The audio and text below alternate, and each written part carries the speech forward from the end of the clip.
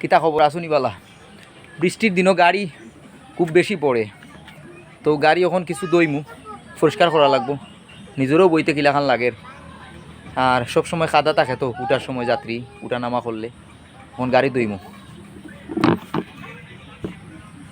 পানির সুবিধা সাইটেই আছে, দেখো সুবিধা একবারে সাইটেই আছে পানির সুবিধা মতো পানি মারমু আমরা গাড়ির। আগে গাড়ির কিতা করিলেই, আগে একটু গাড়িটা ভিজাইলেই। প্রথমে আমি যেটা করব, পুরো গাড়িটা এভাবে পানি মেরে ধুয়ে ফেলব, যাতে গাড়ির মধ্যে লেগে থাকা কাদা মাটি আগেই জড়ে পড়ে যায়।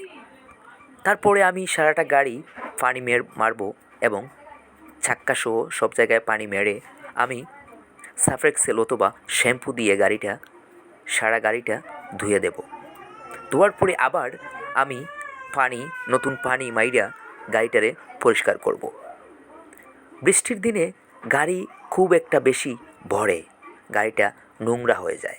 দেখুন, আমার পানি নেওয়ার জায়গাটাও খুবই সহজ, আমার গাড়ির থেকে নিকটে, তাই আমি আমার ঘরের পাশেই গাড়িটা ধোয়ার চেষ্টা করলাম। দেখুন, পানি আনার পরে আমার তেমন একটা কষ্ট হয়ে ওঠে না।